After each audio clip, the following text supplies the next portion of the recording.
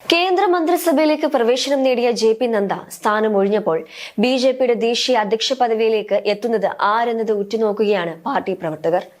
തെരഞ്ഞെടുപ്പ് ഫലം വന്ന ആദ്യഘട്ടത്തിൽ തന്നെ ധർമ്മേന്ദ്ര പ്രധാൻ, ശിവരാജ് സിംഗ് ചൗഹാൻ എന്നിവരുടെ പേരുകൾ ഉയർന്നു വന്നെങ്കിലും ഇരുവർക്കും ക്യാബിനറ്റ് പദവി ലഭിച്ചതോടെ ആ സാധ്യതകൾ മങ്ങി. ഇന്ത്യയുടെ ആദ്യ ദലിത് വനിതാ രാഷ്ട്രപതിയെ കൊണ്ടുവന്നതുപോലെ പാർട്ടി അധ്യക്ഷ സ്ഥാനത്തേക്ക് വനിതയെയും കൊണ്ടുവരാനുള്ള സാധ്യതകൾ പാർട്ടി വൃത്തങ്ങൾ തള്ളിക്കളയുന്നില്ല. സ്ത്രീ വോട്ടർമാരിലേക്ക് കൂടുതലായി ഇറങ്ങിച്ചെല്ലാൻ ഈ നീക്കം സഹായകരമാകുമെന്നുമുള്ള കണക്കുകൂട്ടലിലാണ് പാർട്ടി ഉള്ളത്. അങ്ങനെയെങ്കിൽ അമേഠിയിൽ മത്സരിച്ച് പരാജയപ്പെട്ട സ്മൃതി ഇറാനിയാകും ആദ്യമായി പരിഗണിക്കുക. ആദ്യ 2 മോദി മന്ത്രിസഭകളിലും അംഗമായിരുന്ന സ്മൃതി ഇറാനി പ്രധാനമന്ത്രിയുടെ വിശ്വസ്തയുമാണ്. അമേഠിയിൽ ജയമുറപ്പിച്ച രീതിയിൽ പ്രചാരണകാലത്തുടനീളം വലിയ ആത്മവിശ്വാസത്തിലായിരുന്ന മുൻ കേന്ദ്രമന്ത്രി സ്മൃതി ഇറാനിക്ക് ലോക്സഭാ തെരഞ്ഞെടുപ്പിൽ ഏറ്റത് വമ്പൻ തോൽവിയായിരുന്നു. കോൺഗ്രസിന്റെ അത്രയൊന്നും അറിയപ്പെടാത്ത സ്ഥാനാർത്ഥിയായ കിഷോരിലാൽ ശർമ്മയോട് 1.5 ലക്ഷത്തിലധികം വോട്ടിനാണ് സ്മൃതി ഇറാനി പരാജയപ്പെട്ടത്. ഒറ്റയ്ക്ക് ഭൂരിപക്ഷം കിട്ടാത്തതോടെ എൻ.ഡി.എ ഘടകകക്ഷികളുടെ പിന്തുണയിൽ നരേന്ദ്രമോദി വീണ്ടും പ്രധാനമന്ത്രിയായി സ്ഥാനമേറ്റ മന്ത്രിസഭയിൽ തങ്ങളുടെ പ്രധാന വനിതാ മുഖമായി ഉയർത്തിക്കാട്ടുന്ന സ്മൃതി ഇറാനിയെ ബി.ജെ.പി ഉൾപ്പെടുത്തിയതുമില്ല. നിലവിലെ ബി.ജെ.പി അധ്യക്ഷൻ ജെ.പി. നദ്ദ 3ാം മോദി മന്ത്രിസഭയിൽ അംഗമായി സത്യപ്രതിജ്ഞ ചെയ്തിട്ടുണ്ട്. ആരോഗ്യ കുടുംബക്ഷേമ മന്ത്രിയാണ് നദ്ദ. കെമിക്കൽ ഫെർട്ടിലൈസർ വകുപ്പുകളിലെ ചുമതലയുമുണ്ട് അദ്ദേഹത്തിന്. നദ്ദ മന്ത്രിയായതോടെ പാർട്ടിയുടെ പുതിയ ദേശീയ അധ്യക്ഷനെ ബി.ജെ.പി വൈകാതെ തന്നെ തിരഞ്ഞെടുക്കും.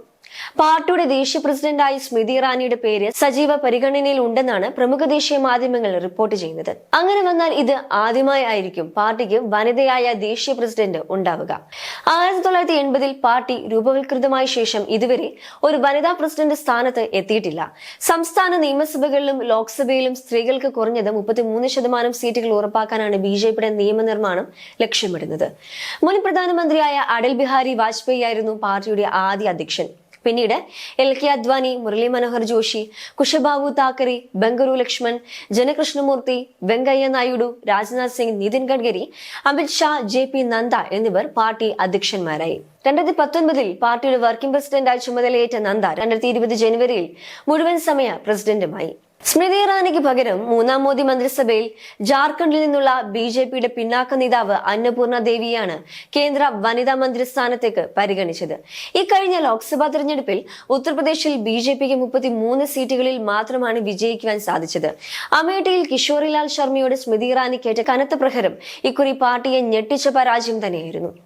2019-ൽ അമേഠിയിൽ രാഹുൽ ഗാന്ധിയെ പരാജയപ്പെടുത്തിയ സ്മൃതി 5 വർഷത്തിനു ശേഷം കനത്ത ആത്മവിശ്വാസമായി പോരിനിറങ്ങിയപ്പോഴാണ് വൻ തോൽവി പിണഞ്ഞത്. അമേഠിയിൽ സ്മൃതി ഇറാനിക്ക് നേരിടേണ്ടി വന്ന പരാജയം ലോക്സഭാ തെരഞ്ഞെടുപ്പിലെ ബി.ജെ.പിയുടെ വൻ വീഴ്ചകളിൽ ഒന്നായി മാറി. 2019-ൽ രാഹുൽ ഗാന്ധിയെ പരാജയപ്പെടുത്തിയതോടെ ദേശീയ ശ്രദ്ധ നേടിയ നേതാവായി മാറിയ വനിതാ നേതാവായിരുന്നു സ്മൃതി ഇറാനി. അമേഠിയിലെ സ്മൃതി യുഗമാണ് ഇതോടെ അവസാനിച്ചത്. അവരുടെ നേതൃത്വത്തിൽ ബി.ജെ.പി കോട്ടയായി അമേഠി മാറിക്കൊണ്ടിരിക്കുന്നു എന്ന് പോലും വിലയിരുത്തപ്പെട്ടിരുന്നു.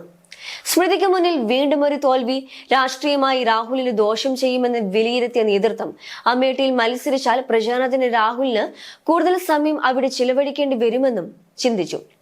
ഗാന്ധി കുടുംബത്തിന്റെ വിശ്വസ്തനായ കിഷോരിലാലിന് നറുക്കു വീഴുന്നത് അങ്ങനെയാണ്. അതേസമയം പാർട്ടി അധ്യക്ഷ സ്ഥാനത്തേക്ക് അനുരാഗ് താക്കൂറിന്റെ പേരും സജീവ പരിഗണനയിൽ ഉണ്ടെന്നാണ് റിപ്പോർട്ടുകൾ. BJP general secretary Vinod Tawde, K Laxman, Sunil Bansal, Devendra Fadnavis, Om Mathur എന്നിവരുടെ പേരുകളും ചില വൃത്തങ്ങളിൽ ഉയരുന്നുണ്ട്. മഹാരാഷ്ട്ര മുൻ മന്ത്രിയും ബി.ജെ.പിയുടെ ജനറൽ സെക്രട്ടറിയുമാണ് വിനോദ് താവഡെ. ബി.എൽ സന്തോഷിന് ശേഷം ബി.ജെ.പിയിൽ ശക്തമായ സ്വാധീനമുള്ള ആളുമാണ് അദ്ദേഹം. അധ്യക്ഷ പദവിയിൽ എത്തിയാൽ മറാഠ വികാരവും പരിഗണിച്ചെന്ന് നേതൃത്വത്തിന് പറയാൻ സാധിക്കും. അതുപോലെ തന്നെ ബി.ജെ.പിയുടെ ഒ.ബി.സി മോർച്ച അധ്യക്ഷനാണ് തെലങ്കാനയിലെ മുൻ പാർട്ടി അധ്യക്ഷൻ കൂടിയായ കെ ലക്ഷ്മൺ.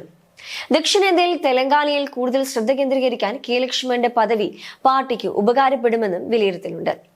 നിലവിൽ പാർട്ടി ജനറൽ സെക്രട്ടറിയാണ് സുനിൽ ബൻസാൽ. കൂടാതെ ബംഗാൾ, തെലങ്കാന, ഒഡീഷ എന്നീ സംസ്ഥാനങ്ങളുടെ ചുമതലയും അദ്ദേഹം വഹിക്കുന്നുണ്ട്. RSSന്റെ ശക്തമായ പിന്തുണ ബൻസാലിന് ഉണ്ടാകുമെന്നുമാണ് റിപ്പോർട്ടുകൾ. ഇവരെ ഒന്നുമല്ലാതെ ബി.ജെ.പിയുടെ ദേശീയ അധ്യക്ഷ സ്ഥാനത്തേക്ക് ഒരു വനിതാ നേതാവിനെ കൊണ്ടുവരികയാണെങ്കിൽ, അല്ലെങ്കിൽ സ്മൃതി ഇറാനിയെ അധ്യക്ഷ ആക്കുകയാണെങ്കിൽ ബി.ജെ.പി ലക്ഷ്യമിടുക സ്ത്രീ വോട്ടർമാരെ തങ്ങളിലേക്ക് കൂടുതൽ അടുപ്പിക്കാൻ തന്നെ ആകും.